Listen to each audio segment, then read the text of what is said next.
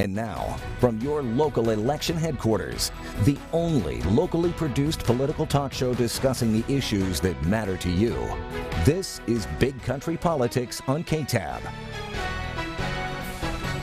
Thanks for being here for this week's edition of Big Country Politics. I'm Victor Sotelo. Let's get right into our political news.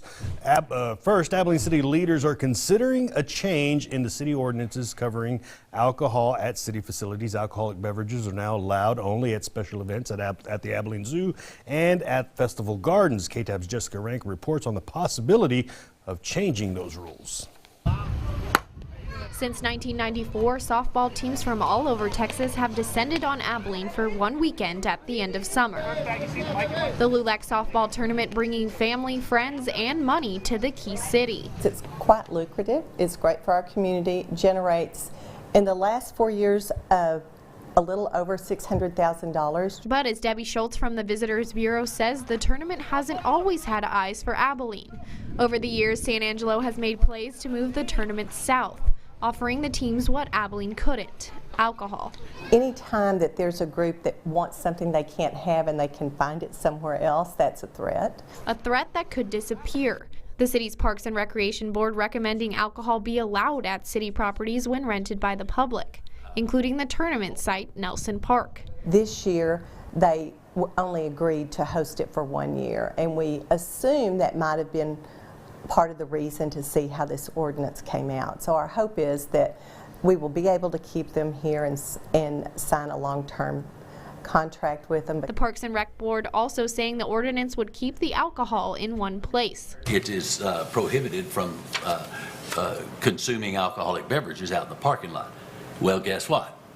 It goes on, and it goes on. To include them in there, allow them to sell beer at their events, so that people won't feel like they've got to bring it in the trunk of their car in big coolers and go out there and do it. An ordinance that would also impact rec centers, activity buildings, and more.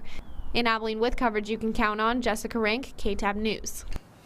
And that ordinance change now moves on to City Council for consideration. And KTAB is your local election headquarters. The City Council ballot is officially locked in. Last Friday was the last day to file to be on the ballot. Place 5 and 6 were up for grabs. Here's a look at who will be on the ballot. For Place 5, this is the seat currently held by Kyle McAllister. He's running against Abilene attorney Corey Clemens and group facilitator Cynthia Alvidrez. And for Place 6, this is the seat held by Steve Savage, who is not running again. In the place is Dr. Travis Craver of Hardin-Simmons University, Quality Control Inspector David Turveville, and Store Manager Jessica Cantu, Customer Service Representative Charles Byrne, and Minister and Poet Ron Constantine. All right, now bringing some analysis to those races. As you can see, 3 residents in one race and 5 in another. The City Council race is setting up to be a hectic one. KTAB's Nathan Grieve is with political science professor Dr. Paul Fabrizio of McMurray University for analysis on this election cycle. 3 people in one spot, 5 in another. Only 2 will be elected to the Abilene City Council. We're going to have to confront the fact that this is not going to end in May. This is going to go on until June. When the top 2 candidates in each election move forward in a runoff election. Now, that's not guaranteed, but it is highly likely to happen. If you're running, your goal is simply to get as well known as possible and get your vote total as high as possible, thinking that maybe 25 to 30% of the total probably will be enough to carry you to the next level. And while some of the candidates have been involved in elections before, a lot of them are fresh, making for a particularly interesting race. None of these people would really fit the mold, except for maybe Kyle McAllister, of what we used to call the establishment here in Abilene. Instead, it's really a cross-section of ordinary people. And so that, I think, is a really positive development for the city as it moves along. For all competitors, the job is easier said than done. Find your supporters. To run at the beginning with this many candidates, which is really delightful to have, but to have this many candidates, you really got to focus on finding out where your source of support is. Where are the people just like you? And then get those to go out to the polls. It's shaping up to be an election to remember. In Abilene, with coverage you can count on, Nathan Grieve, KTAB News.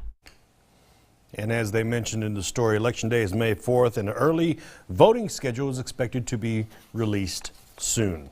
Now to some agricultural news, and a state official in Abilene, Texas Agricultural Commissioner Sid Miller in town. And while here, he took the opportunity to talk to Abilene and Cooper High students. Commissioner Miller told the students that the future of farming looks great and was encouraging the students to get involved. He even mentioned that growing of hemp in Texas could soon be legalized.